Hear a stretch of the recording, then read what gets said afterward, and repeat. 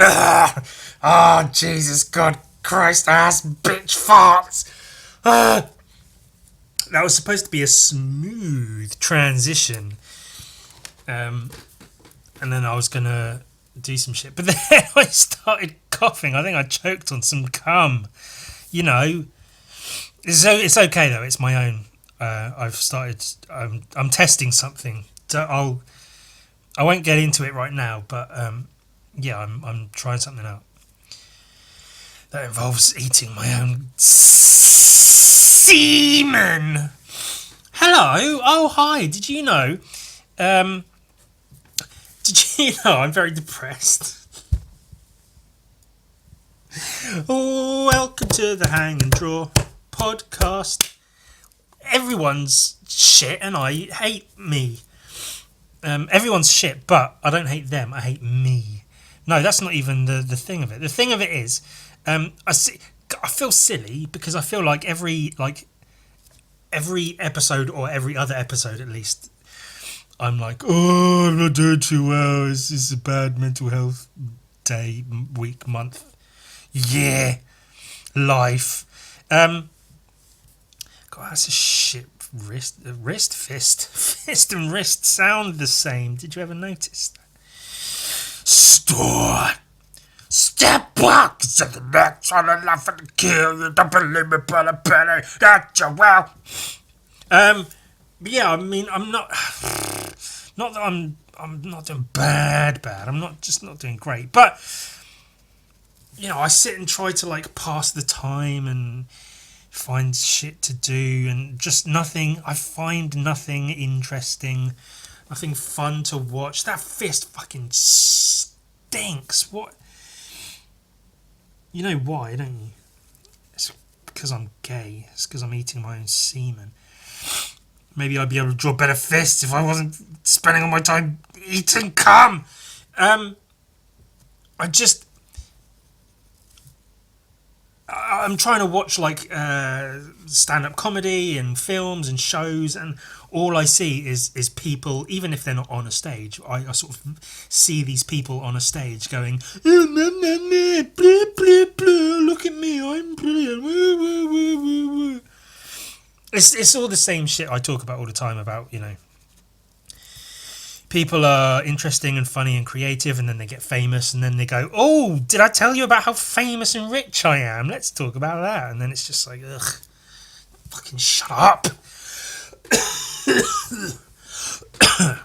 Don't be surprised if I start coughing and then a big wad of translucent white goop splashes across my page. It would be just like the time when I was drawing Simpsons porn as a teenager. The white translucent goop splashing across page after page of hand-drawn pornography. Yeah, I'm just fucking sick of everything. Just fucking sick of it. Everything's just fucking bunch of big bullshit, and I can't be fucked with any of it. And people say, oh, have you seen this? I mean, you'd really enjoy the thing. You should watch this. It's really good. It's really fun. I think you'll really enjoy it. And if I can bring myself to even try to watch the thing, I just sit there and, like, under different circumstances, I might enjoy the thing. But I'm not in the state of mind to enjoy things. I'm just in a pissy shit mood just all the fucking time. It's all getting to me. I just fucking hate everything and everyone. It's late stage capitalism is what it is. It's just fucked the world entirely in its ass. And then you think, oh, maybe this thing that's happening will work out in our favour. And of course it doesn't, because why would it? So, out of nowhere, I decided to just watch some wrestling. It was the Royal Rumble 2000, I think. 2000 or 2001. It popped up in my... I think because I kept playing the Stone Cold entrance. This one, you might have heard it. Wait, I don't know if I've... it goes something like this.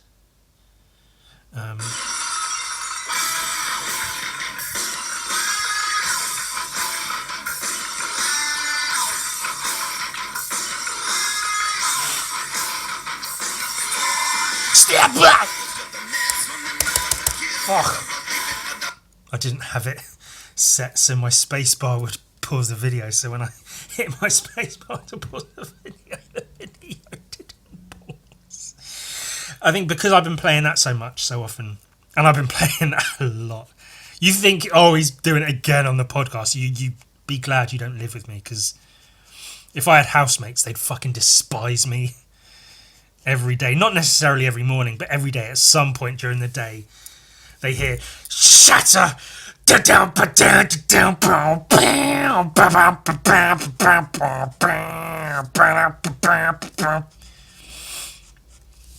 Store. Step up. It's something that's what they're not going to kill you. Don't believe me, but I better. That's a well. And they'd just be like, fuck it, Ewan, shut up. We get it. You like Stone Cold. You wish you were him once upon a time. You had wished you were him. So I think because of playing that, you know, the video containing that song so often, my recommended videos are now not full of, but there's a lot of wrestling videos in my recommended whatever on YouTube, which, you know, it's not the worst thing, but for a lot of it I sort of look at it and go, fucking, I'm not into wrestling anymore. Stop fucking shoving it in me. If you're going to shove something in me, I'll give you a list of acceptable things that can be shoved into me. But then there was I saw the video of the Royal Rumble from 2000, I believe it was 2000. And that one I recall specifically because I had it on a recorded, like a home recorded VHS videotape.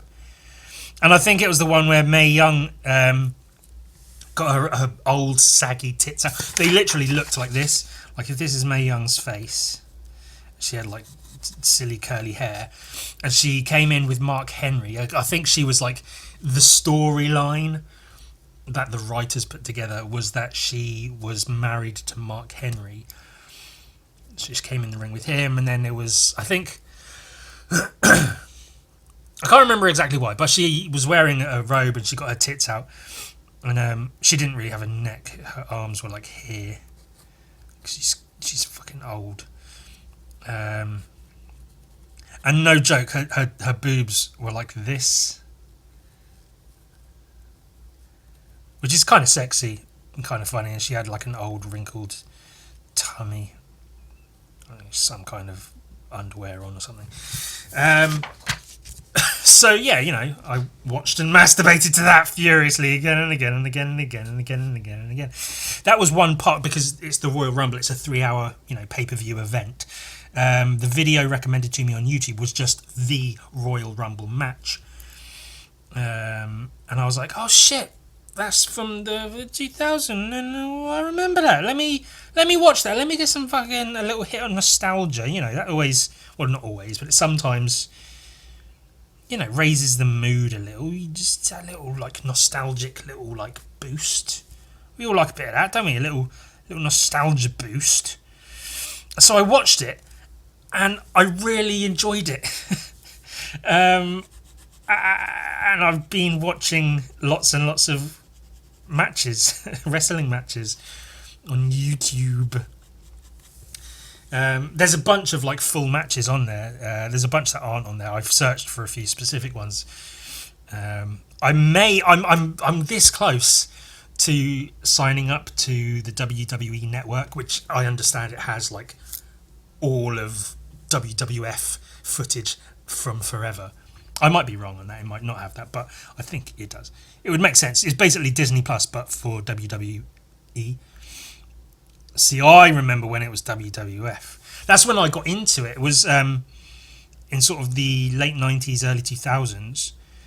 I was there before the whole World Wildlife Fund lawsuit.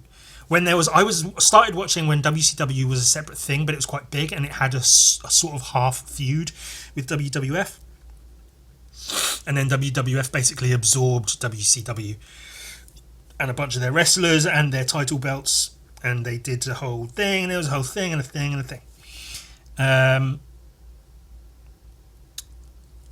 And yeah, it was good fun times. But I basically grew out of it, I guess.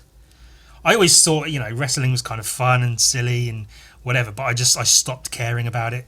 Because I had all the toys. I've told you all about that. I had the toys and the thing, and I made the backstage areas, and I did the stuff. And oh yeah, I was too into wrestling, really.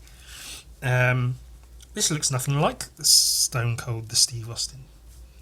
I feel like I'm not capturing his essence. I feel like the more I draw, the less of it I'm capturing. Oh well. That's how it goes, isn't it?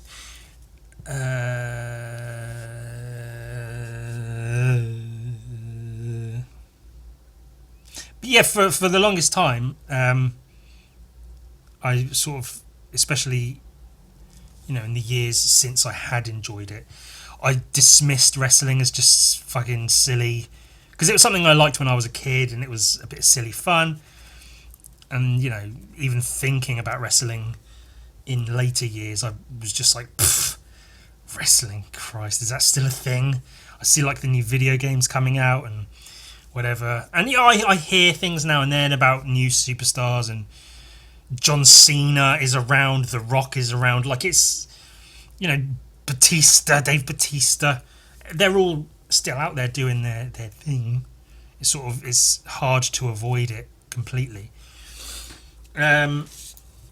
This really doesn't look like Stone Cold. I'm not getting Stone Cold vibes from this face I'm drawing. I thought I had it, but I just... Is his nose too big, maybe? Is his head too pointy? Christ, I don't know. But yeah, anytime you have a film with a wrestler or a rapper in it, the film's just garbage. That's changed a little bit recently with, some of the... I don't know, some of them. Not many, but some. And it hasn't changed much, but... I still pretty much stand by that. So, and that's, wrestling's just fucking silly. Blade 3, there you go. Triple H was in Blade 3, and it was fucking stupid, and part of that was because Triple H was in Blade 3. Don't put a wrestler in a Blade film. Yeah, they can do cool shit that like most people can't, but just don't. Just fucking don't. Don't be silly. Don't ruin a Blade film. I mean, no, Blade 3 was shit for a lot of reasons. The girl that made playlists, and that was a whole thing. Was Ryan Reynolds in that? I want to say he was. Maybe he wasn't. But whoever, the girl who was like, she's sitting in the back of the car making, she likes to make playlists. It's what she does. And then she has her earphones in. There was probably paid advertisement by Apple or something. Because she had like an iPod and the white earphones, which were a thing at the time. And she made playlists, and then when she was in fights, she'd have her earphones in, and she'd be like listening to her playlists, and it was a big part of her kicking vampire ass. But it was just shit. Also, I mean, if you're fighting anyone, especially if they're like vampires and shit, I think having your wits about you and being able to hear is probably good. Because you can have other vampires fucking sneak up behind you and beat the shit out of you and eat you or whatever. Like, it just... I think being able to hit... deaf people can fight, sure, but it was just a shit film. And it had Triple H in it, and it wasn't made better because of it. Point being, wrestling was a big, silly sausage thing, and I was just stopped being into it and dismissed it. As at best, I dismissed it as just being a bit silly. But then I rewatched the Royal Rumble from the year 2000. Was it? It doesn't matter, but I'm pretty sure it was Royal Rumble 2000. One more.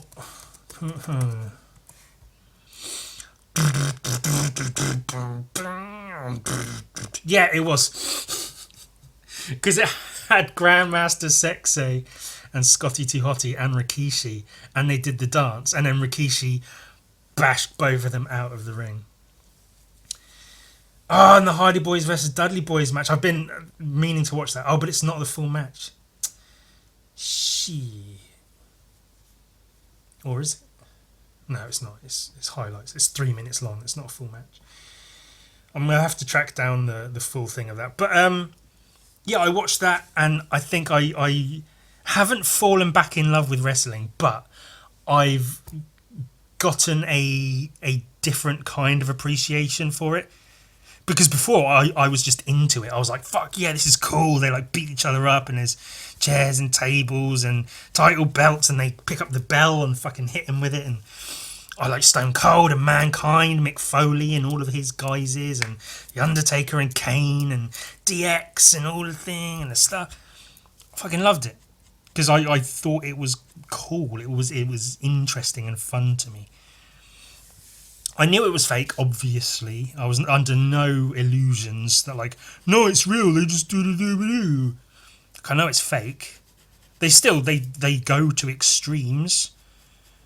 You know, the blood is real when it happens.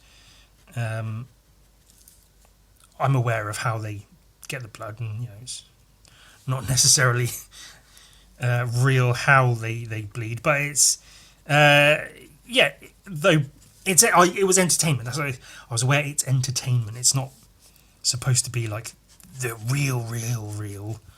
But it's just a bit of fun, and it's sports entertainment. That's all it is. But then I stopped because I guess I thought it was silly. But now I watch it, and how fake it is.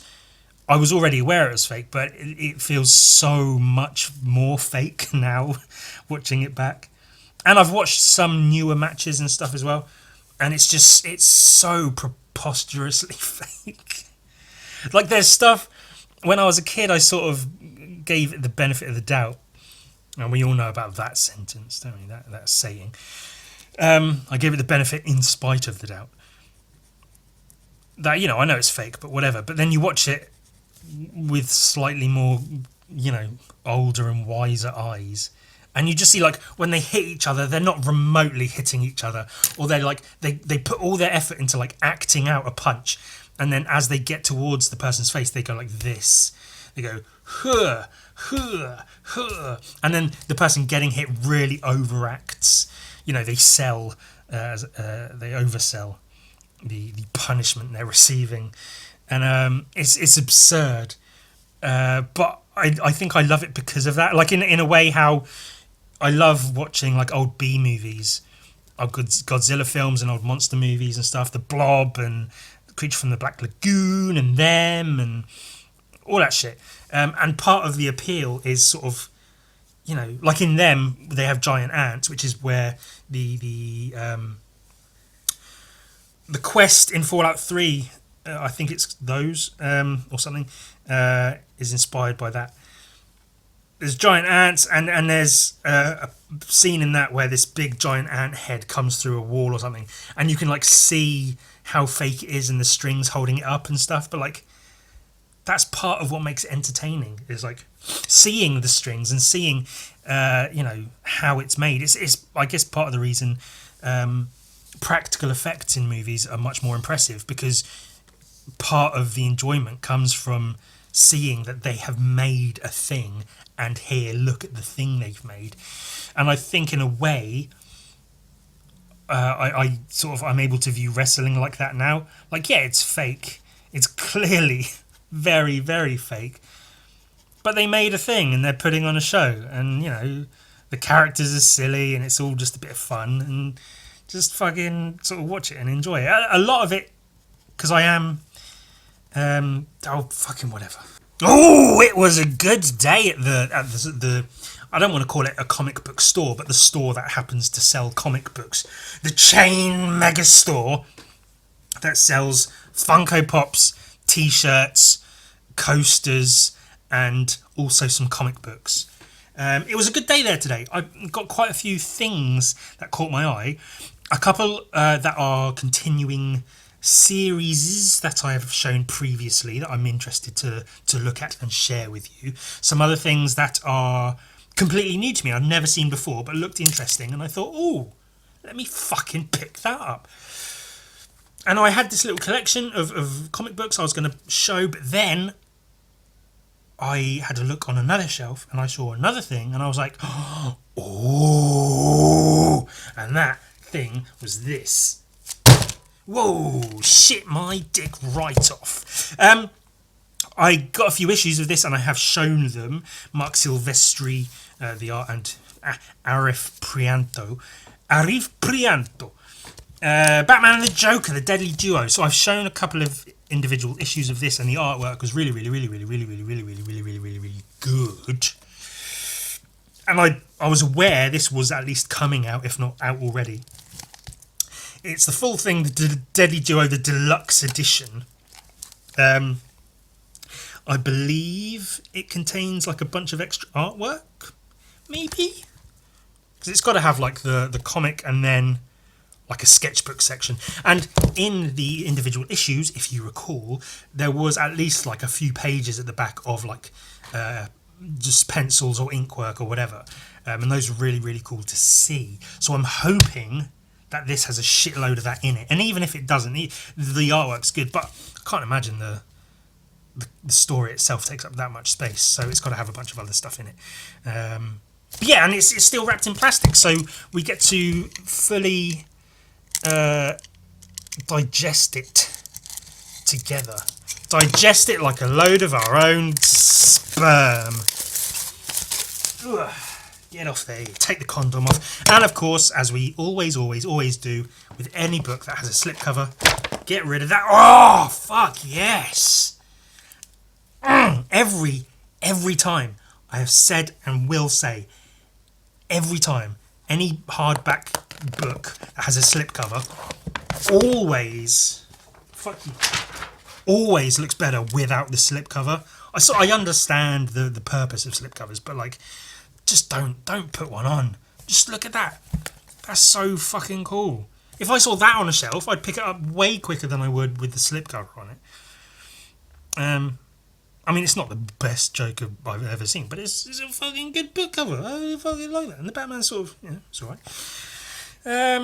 But yeah, I'd heard this was coming out. I've seen a couple of sources say, hey, this book looks really cool with the extra artwork and stuff. And so I've been quite excited to get my fucking hands on it and have a bloody good look through it. And we get to do that together. I mean, that's cool. I like... more comics should look like this, like scratchy drawings. I know not every artist works like that, so sure, it's fine, whatever. A team effort. It takes a village to bloom in there. Oh, it's got... oh, yes! Alright. So I assume... Oh, Simon Bisley! I didn't realise he'd done variant covers for it. Mr. Mignola. Is that Jock? It looks like a Jock piece. Jock, yeah. Digital, minimalist graphic design artwork. It's not bad, but it's not quite what I'm into. And, yeah, Bisley, but like new, modern day. I mean, as far as Batmans go, his Judge Dredd Batman, crossover Batman, was pretty much the creme de la creme of the Bisley Batmans. Bill Sienkiewicz did a variant cover, did a couple. I guess a Batman and a Joker. I mean, see, you've got like minimalist Joker smile graphic design, and the bat, and it is clever, and he does a lot of clever stuff with like almost double exposure stuff where he mixes images like the bat and the mouth. It's pretty cool. But then you get this, which is just like, I assume there's some digital stuff going on, but I also have to assume, because it's Bill Sienkiewicz, that there is actual painting involved. And you can kind of see his face, his eyes and nose in there, but his mouth is a bit more prominent. And the fact that it sort of mirrors the Bat and the Joker. Like, as far as minimalist cover artwork goes, that wins for me over... Like, that looks like a t-shirt you'd buy in, I don't know, what the Americans have, Hot Topic, if that's still a thing, where it's like a trendy, you'd have an Iron Man shirt and a Spider-Man shirt, and then this, like the Batman and the Joker t-shirt, wow. But then that looks like a piece of artwork. I mean, that would make kind of an okay t-shirt, a very muddy coloured t-shirt, but fucking whatever. I'm not even talking about a comic, I'm just talking about all the goddamn variant covers, of which apparently there are 1,000. That's really cool. I like that. All the little jokey jokers all over here, the place. That's pretty smart. That's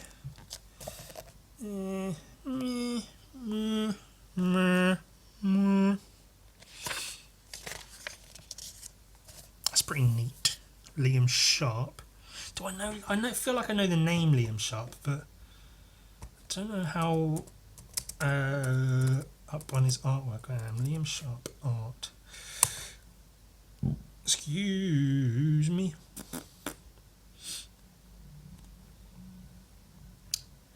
I don't really recognise any of his stuff. I'm sure I've seen him around, but pretty cool. Almost like Mr. Gon from, is his name Mr. Gon or whatever, from the Max? Kind of neat. Not a huge fan of the digital colouring and whatever, but it's what? Yeah, it's pretty good. If they're not actual traditional inks and stuff in the background, they're made to look as though they are. That's quite cool. Pretty neat, the shattering glass and the collaged images. That's quite cool. Ben Templesmith, I'm very up and down on liking his stuff. I like maybe, I don't know, like a fraction of what he does. Not too keen on this in particular. But yeah, doesn't matter, does it? Jason Sean Alexander is fucking incredible. I don't have anything he's done, but his art, he's done a lot of like Spawn stuff, and some other things. His artwork's just incredible. His drawings and paintings. Definitely a good follow on Instagram. Jason Sean Alexander. Definitely a good one to look at. I like the shapes in this. The thing and the thing wrapping around the thing with the thing. It's quite cool. Christopher Mitten. Oh, Mitten, that's cute, isn't it? And that's just a really solid drawing. It's got a lot of weight to it. Good lines, good shapes, good composition. Good lighting, double lighting on Batman. Yeah, that's a good one. I love the shapes of like the Batman's shape, and like his head shape is really cool.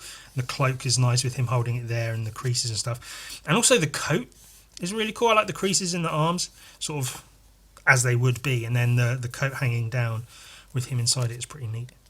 Yeah, I like that one. Ooh, that's pretty. Stepan Zizich, possibly of Nordic descent, Danish or something. That's really fucking nice. A little bit digital. I think the Joker's sort of the best part of it. The Batman's not weak, but a bit meh as far as the art of it goes. Yeah, like I say, a little bit too digital, but not bad. Jim Lee, can't go wrong with Jim Lee. Jim Lee does a good Batman. I mean, that's sort of known, isn't it? I feel like this is a little bit phoned in, maybe, but I mean, it's whatever, isn't it? Ooh, Kelly Jones. We like some Kelly Jones. Not the best Kelly Jones, in my personal opinion, but pretty good. I don't know if I like it. It's the colour. I don't like the digital colours thrown in there. It feels pretty whack. Another one. But that's cool. So a bunch of artists I don't recognise the names of. I didn't realise there were this many goddamn variant covers. Jesus. It's literally a full gallery of them. You got to get some Harley Quinns in there. That's pretty sort of like, cool, I guess, whatever. Again, wear it on a t-shirt. This is really nice. I love the shapes, sort of the curve of the long, thin neck and the little bump of the breast. That's really nice. I like that. Again, digital artwork is a little bit wanky wank, but fucking whatever. Is this two versions of the same thing but different? It's obviously like two different paintings because like they are visibly quite different from each other, but maybe he did a variant of his own variant. That's kind of cool. Bursting out of the window of the Batmobile to smash a mailbox with a bat. That's kind of cool. A bat and the bats with the bat and the bats. Bat in the bat. For me, I don't hate the idea of this. The Joker's mouth and its buildings with Batman and thing, but it looks a little bit goofy. Personally, I think. Kyle Hotz. Now, there's a good one. He's a good follow on Instagram as well. He does a lot of like ballpoint drawings of individual characters, just like black ballpoint pen of individual characters just in a sketch pad. And they're really, really good. Lots of good hatching work. I think he follows me as well. Yeah, that's cool. Cool. The muscles in Batman's legs are ridiculous. Yeah, it does look a bit goofy. It almost looks like the Canadians from South Park, where their heads go, see? Hey, buddy, I'm not your buddy guy. That's all I'm seeing now when I look at that. That's pretty decent. Capullo. Greg Capullo. Is it two individual covers or one big? I think it's two individuals, but yeah. Really good, decent drawings. Cool line work and hatching on the Gargoyle and Batman, and that's a really good, really good crazy Joker face. Good hair. It looks like seaweed.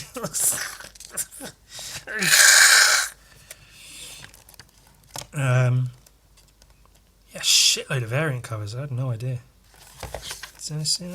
Ashley Wood. I knew it as soon as I saw it. Ashley Wood. There you go. That's cool. I like the long chimney. Batman sat atop it. The Joker's face in the background. Pretty decent. Inked Pages by Mark Silvestri. And then, so is that Inked Pages? You've got the thousands of variant covers. Chapter 7, The End. We've got the chapter names at the end of the... That's the whole story? I didn't realise the story was that long.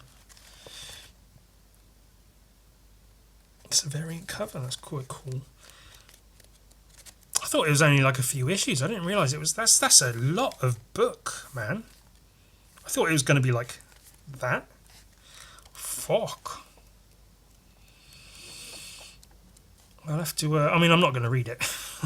I mean, come on. Obviously, I ain't reading all that shit. But yeah, I'll have to give it a good look through in terms of just looking at the arc. But the arc. For now, I think we can just focus on the drawings.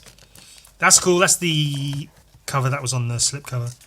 It's a cool drawing, of course, but you know, that's a good sort of collage piece as well. Got his cape making these wings with Harley and whoever the fuck that is, some hooded figure. Joker's big face in the background. She's juggling grenades. That's quite cool. The bat signal with bats, and I like his lines, his hatching he's using. I like that it's not a solid black, just like with an ink wash or whatever. It's like scribbled in shadow. I really do like that. That's the thing, and the form, the thing. Whoosh. It's good angles. Looking down, looking up, looking up, looking up. Oh, he knocked his wig off. That's his hair and his coffee. And he's like, oh, fuck you, Batman. And he's like, fuck you. On the dumpster.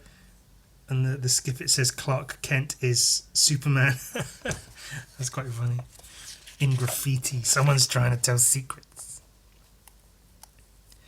Is that like the Bat Cave? There's a dinosaur, Batmobiles.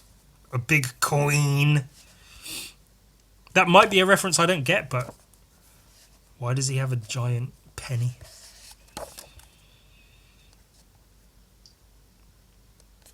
I always really struggle drawing like large environments without making them look silly, and then trying to draw like scale, like draw a person look the right size in a larger environment. So it's always quite impressive to me when I see it done. That's really fucking cool. So there's these like zombie ghoul type things that are in this comic, and then the Joker and Batman have to team up and take them down or something. I don't know, I haven't read it, come on. Jesus. But yeah, really, really, really fucking cool artwork from that. Batman jumping away, his cape flowing behind him with these ghouls jumping and chasing him. Really nice shapes. Like, that's almost the exact sort of shape I draw stuff in, because I'm a really great artist, obviously. That's cool. Cool arms out and like bent and clawing. And the creases in his cape and shit. That's a good pose as well. It's always good to like just have the arms just at right angles with a hand like that. Like, you do that in any drawing and it sort of makes it better. Do it there, do it there, do it there, do it there, do it there. See? Do it there. Do it there. There. There's something to be said for having arms outstretched like that. Like, that can be really dynamic to just have the arms just out. But you stick a bend in the elbow and a hand doing this sort of thing, clawed, and it instantly adds a lot of dynamism to a piece. That's a really nice long panel. The shadowed figures in the foreground here, and then the little silhouettes in the background with the buildings going up and everything.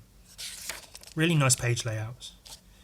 Long thin panel, a couple of panels, and a big fucking like open panel, and then a couple more insert details of the fight.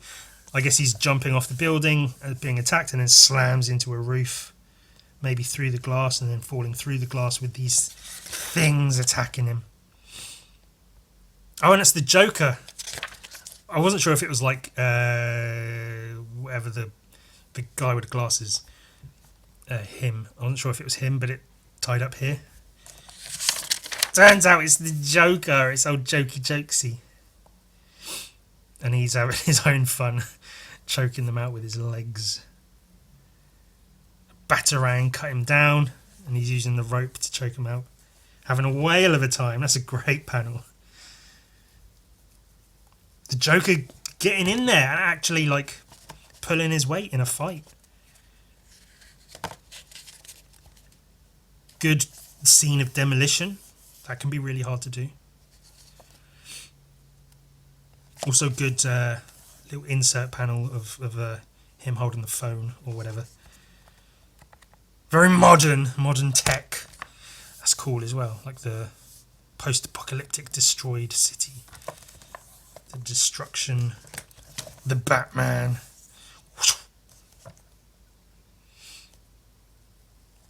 Panels like this, I've tried and failed a couple of times. At least one of those are in print as well. To do like a fight scene like this and trying to work out where to put all the bodies and the arms and stuff and have it readable and look good is very, very difficult. Ooh, I don't know who this is. Is it the Joker? Is it someone else? Oh my god, this guy's on one of those, and a lady as well, hanging up over those grindy things that you see videos of online. They got like gears that turn inwards and you drop a thing and it goes. That's exactly how that goes. Nice quick Batman silhouette scribbled in with like a Sharpie or something. I do like, you can see, I don't know if it shows up on camera necessarily, but you can see where he's using like drawing pens for some things, and then this is like a Sharpie or whatever for really filling in the blacks, and then this looks like he's using a completely different kind of ink pen, because I mean, you may have noticed you use different kinds of blacks. Some might have like a red tint, some might have a blue tint. and so you can see there's like a bluish tint here, a not quite reddish, maybe greenish kind of tint to the ink on this one. And I'm glad that you can see that in these pages, that it's not all just black and white like grayscale. It is more like an artist's edition, which is cool. Oh, damn. I need to steal this for something. Gun Viking. This imagery is very, very useful to a part of Gun Viking I'm working on. That's cool. That's really, really, really cool. A cool ghoul.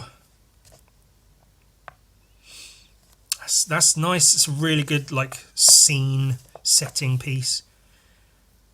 Like a railway train track going through this tunnel, and it's all shitty. And then the train track breaks off, and you can see here he's used just like a Tipex pen like this to add in the broken train track there, and a bunch of other like debris and shit. Really good setting the scene, really cool use of black and white, and then again sort of like black and white silhouette, but enough information that you can see what's going on. Cool face there. Oh, I guess that's Bruce Wayne chilling, setting on fire. What's going on? That's cool. That's a good I don't know if that's a splash panel or a cover or whatever, but that's a good one.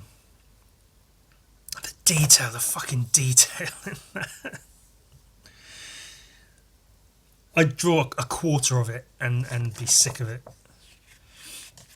That's really impressive. But that's where you have pages like this where you sort of you figure out ways to do a lot with a little.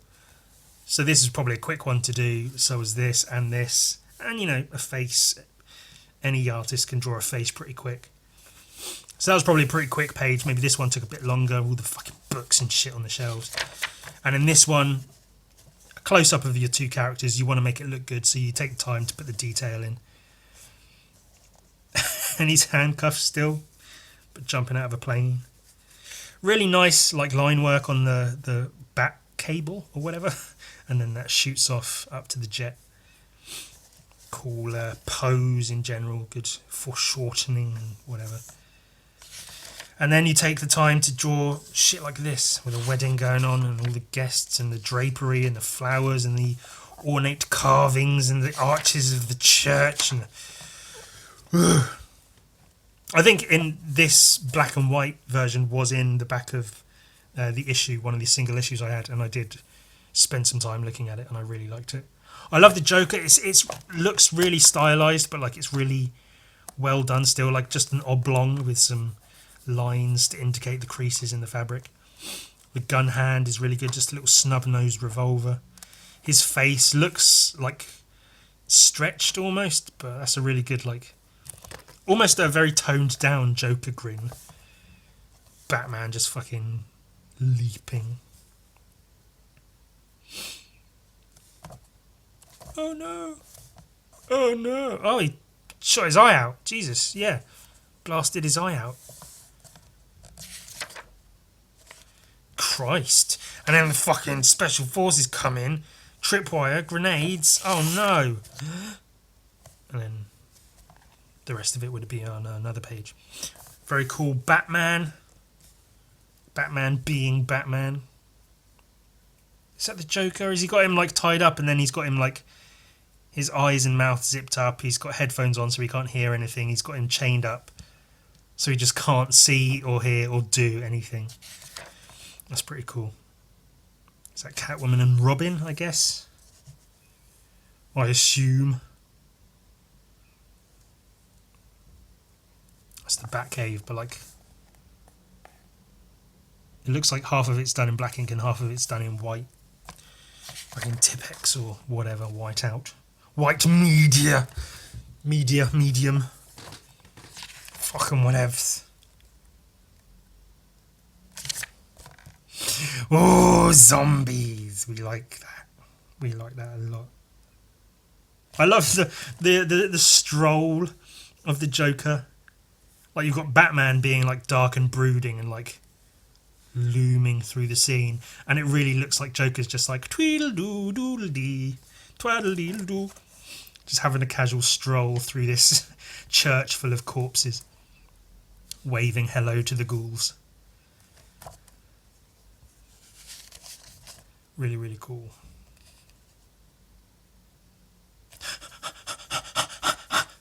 That's someone panting as they're running, by the way. Ooh, who's this?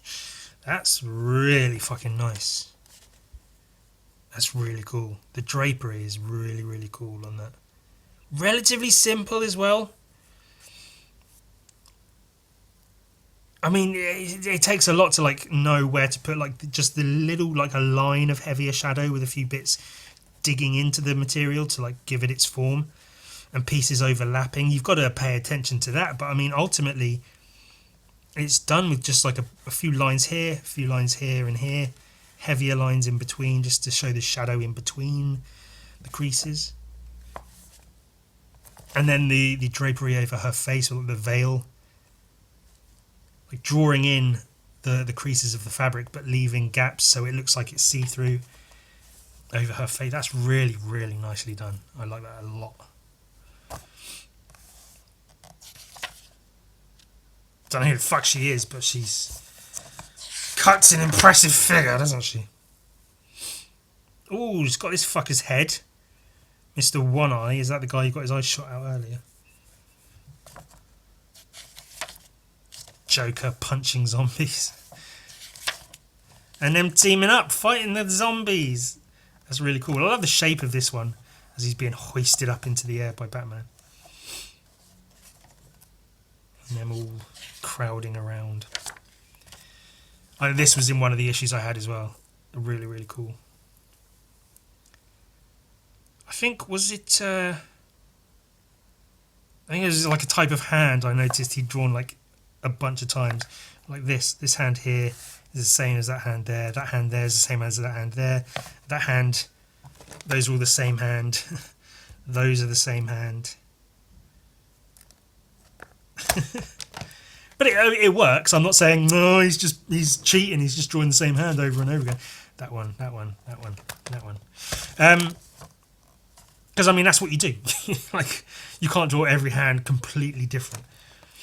It's just it's good to see because it lets you know that if you're drawing a comic and you've got a cool hand pose, just use that again and again, different ways, different angles. It works for what you need. Really cool page, massive like double page spread splash panel. Really cool foreground, midground, background. A few insert panels, minor details, just shapes showing characters and what they're doing, and then the action. Really good flow to it. Really good drawing. Really cool. Really cool. Really, really, really cool. Ooh, punched his fucking teeth out of the Joker's mouth. Going to town on him, and he's loving it, isn't he? Smiling all the way through. That's old Joker, isn't it? That's what he does. Oh, he's got people tied up to a cartoonishly big kaboom bomb. Oh no, did it blow up? Oh dear. Oh dear, oh dear. Cool, Batman, I guess. Oh, did it. Batman and the Joker, the deadly duo. Let's make a deal. Time to write a comic. Gotharella, was that her name? The hot dead lady. Time to draw a comic. Team effort. Maybe I'll read that at least. I think I can manage to read a couple of pages about the comic. Might get some insights into the creative fucking... DDT! A DDT into the stone head of the thing! The Hulk inflicting punishment. He's going for more. He's getting the back suplex. The back suplex on the thing. Boom! Oh, I felt the ground shake on that one, Kane. It's a slobberknocker. Now the Hulk, what's he doing? He's climbing up to the top rope. Hulk smash! Oh my God, God. The smashing giant green feet of the Hulk crashing down on the thing. He's a goner! He's a gunner. The Hulk surely could end this now. He goes for the pin. 1, 2. I kicked out at 2. Oh my god.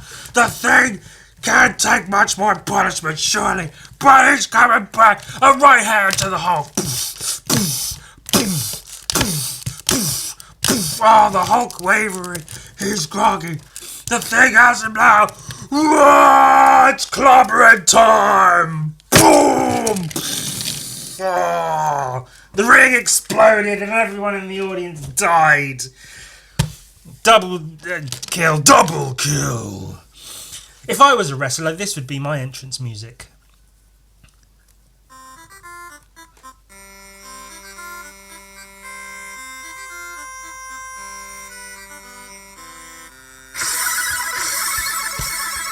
There'd be fireworks at that point, and I'd come out and go, "Roar!" I'd be followed by a horde of thousands of rats behind me, following me into the ring.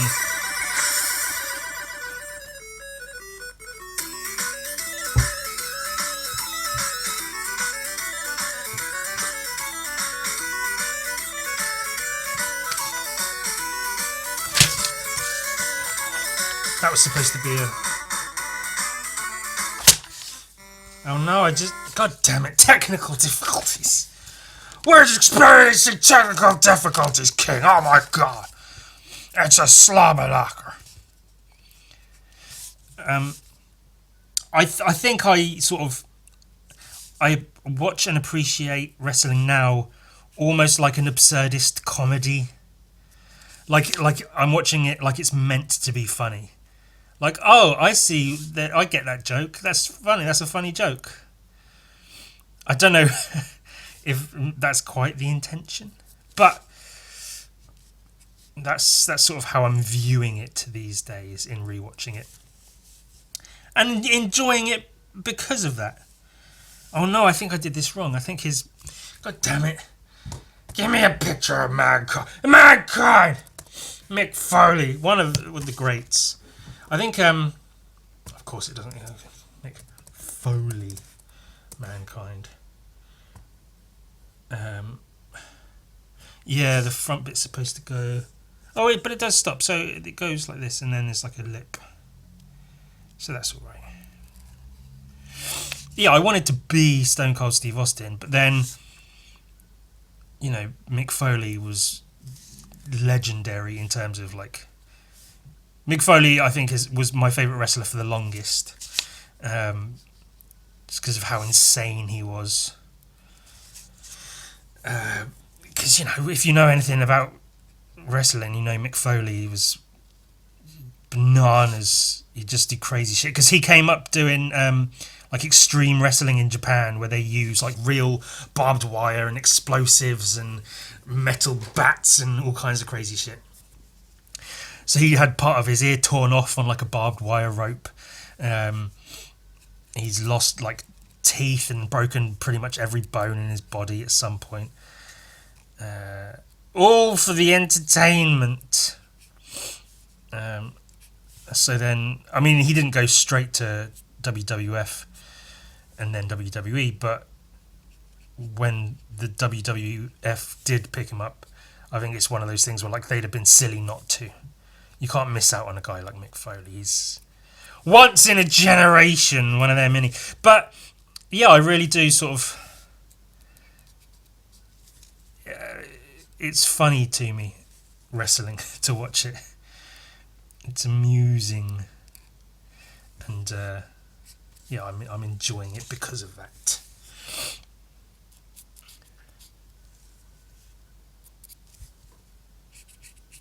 There is, and Mankind really was like a once in a generation thing, because I've tried watching newer wrestling matches. I'm aware that after the Chris Benoit, did I talk about this already? I can't remember if I've anything I've spoken about. After the Chris Benoit debacle, I mean, look that one up if you're not aware. They had to like change the direction and certain things, and they don't use steroids anymore because they became like highly illegal, I think. And so yeah, everything changed after that. And it's just not the same. The characters aren't the same. Like when I've tried to watch newer matches, like the wrestlers themselves just aren't as fun and interesting. And I feel like when they try to be fun and interesting, they're just annoying. Because there was like a real sort of, even in how goofy the characters could be back in the old days, there was like a sort of, I mean, it's all corporate product ultimately, but there was a kind of sincerity to how sort of silly some of the characters were. Whereas now I feel like if they have a silly character, they're trying to be a silly character for the sake of being a silly character. Says me. What the fuck do I know?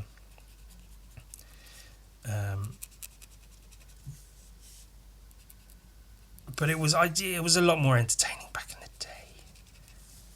I feel like there were more characters as well. Like characters actually had character, whereas now like the crazy wrestlers they have, if they have any, are just like some guy, and it's really uninteresting to me.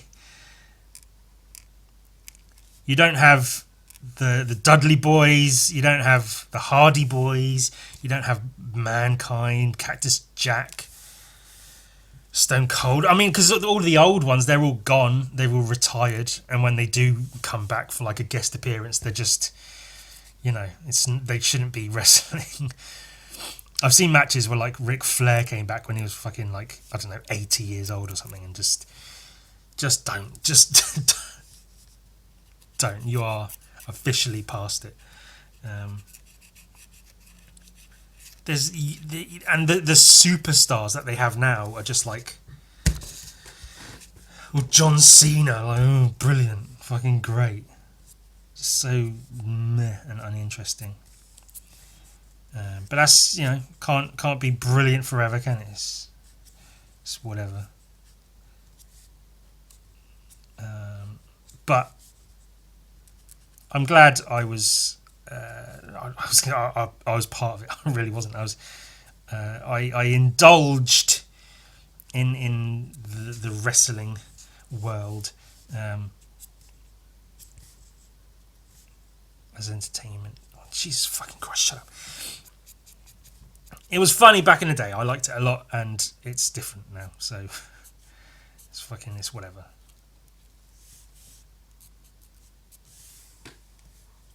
But of course, that means when I try to watch stuff, which it genuinely does seem to help with my mental health. If I am feeling glum, and then I stick on some wrestling, maybe not instantly, but it cheers me up because I'm like, I get into it, and I actually, I obviously I look at it like it's a bit silly and it's absurdist comedy, the term I seem to want to use. But I root for certain wrestlers. If Stone Cold's in a match, I'll always root for him, even if he's supposed to be the good or the bad guy or whatever. You have matches where it's Kane versus The Undertaker, another two superstars they just don't have versions of now. They try, but you cannot recreate the magic of the Kane and Undertaker dichotomy or whatever. It's just not the same, is it? I watch like matches with Kane versus The Undertaker, and like I'm enthralled, and I'm like, oh my god, what's going on? Because they had a whole storyline where they were supposedly brothers or like half brothers or something. Obviously, it was nonsense, but so then whenever they were in matches against each other, it was like, oh my god. But then sometimes they'd be a tag team together, and it's like, oh, it's the brothers, and it's Kane and The Undertaker, the two huge fucking guys, and they're teaming up and they're going to destroy everybody. Kane and The Undertaker versus the Dudley Boys in a table match. Perfect. That's exactly what I want to see if I'm watching wrestling. Couldn't be better. So I rewatch matches like that now, and it's fun. It's incredibly fun. Ridiculous nonsense, but it's fun. And what more can you ask for than that, really?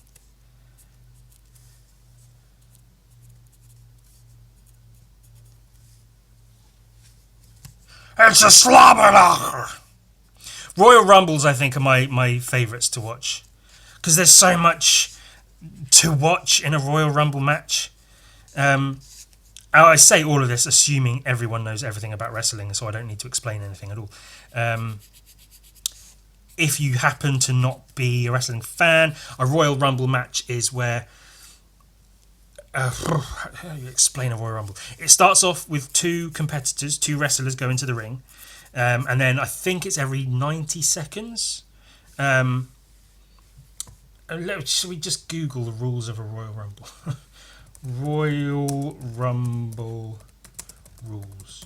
Every 90 seconds, another one. Every 2 minutes. Okay. Oh, there's images right on the. Two superstars start in the ring. Every 2 minutes, another superstar enters. Superstars are eliminated by going over the top rope. Both feet must touch the floor to be eliminated, and the winner is the last man standing. So there are periods where there's like only two guys in the ring, sometimes only one guy in the ring, if everyone else has been eliminated. But then there are times where there's like 10 or more people in the ring at once, because every 2 minutes someone else comes in, and then they don't leave until they get thrown over the top rope and both feet touch the floor. And then every time a new wrestler comes in, their entrance music plays. And so there's a countdown, a 10-second countdown right before the next person comes in. And so all the crowd go 10, 9, 8, 7, down to 1. And then there's a klaxon, it goes brrr, and then you hear something like this.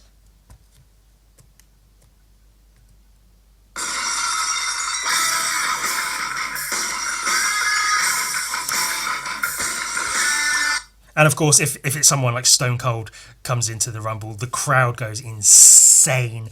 The cheering, the fucking just wild yells and screams, just like, yeah, fucking Stone Cold. And then, of course, Stone Cold will like run into the ring, slide under the bottom rope, and just start fucking mashing people left and right. One punch, get this guy down. One punch, get that guy down. Grab the back of someone's head, throw them towards the ropes, over the top, eliminate that person, eliminate someone else. Stone Cold Stunner on a person, get them out. Just crazy, crazy, crazy fun. And if someone like Kane comes in, or the Big Show's a good one.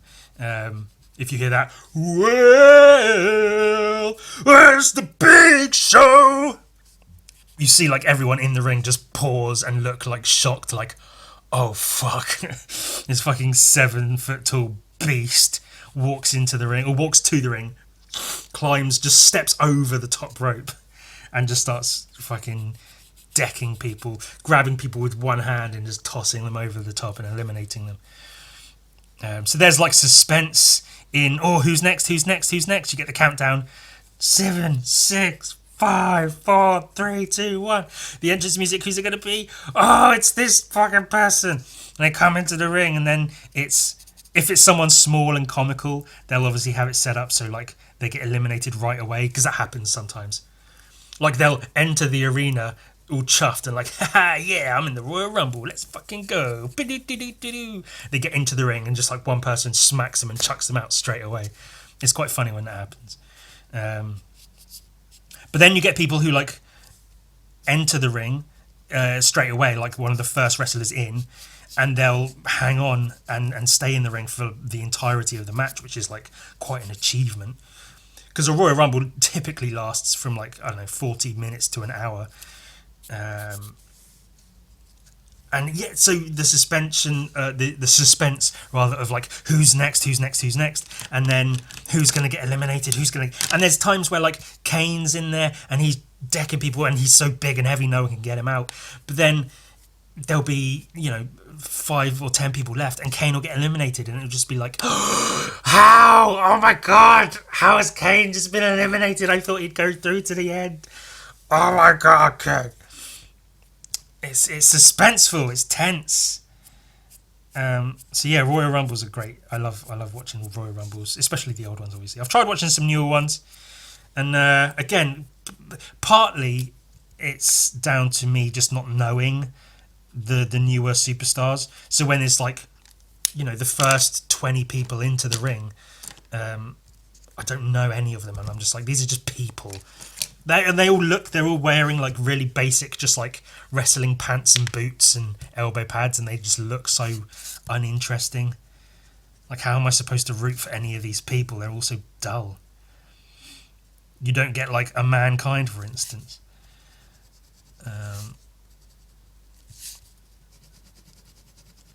So the older ones are definitely more fun and interesting. I'm sure a lot of it is to do with nostalgia, obviously. Everything was always better when I was a kid. That's not true of everything, though, because, some old video games are fun, but there's a lot more fun video games now. I'd rather spend my time playing, like, Skyrim and Fallout, or Skate 3, as I've been playing a lot lately, rather than just, like, replaying the original Sonic the Hedgehog, the first 3 levels again and again and again, because I could never get any further than that.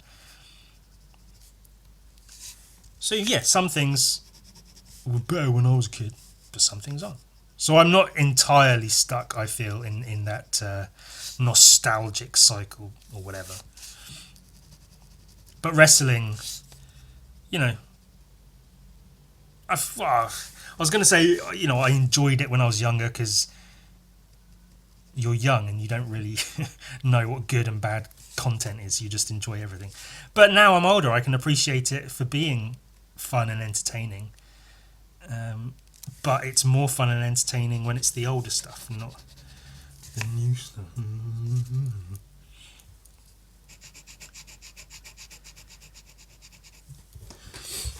Of course, a problem with the Royal Rumbles is there's one a year, because it's like a main event thing. They have there's like a few mini Royal Rumbles I found videos of here and there, but basically it's a once a year thing, and then whoever wins the Royal Rumble goes on to the next event, which is WrestleMania, which is the big one, and they face the current champion for a chance to become champion if they can beat them. So there's a lot on the line. There's a lot of incentive to try to win the Royal Rumble. But because there's only one a year, if I watch like Royal Rumble 2000, which is a great one, then there's 2001, 2002, 2003, 2004, 2005. That's when it starts to get a bit like, all the new stuff starts coming in, 2006, 2007. And there's only a handful of them left, and then they start getting crappy. And also, I really feel like not only was, old wrestling better, but old but not really old wrestling was better, because I think when it was like Hulk Hogan, Ric Flair and Bret Hart, there was some good stuff around there, but that was like too goofy. Like the Attitude Era of the 90s and 2000s really like struck gold, I think, in terms of quality, where it was just like a perfect blend of the goofy characters and crazy antics, but also edgy, violent fighting and wrestling. It was a good blend. Whereas previous to that was mostly just goofy, people talking on the microphones to each other, and you just can't take them seriously.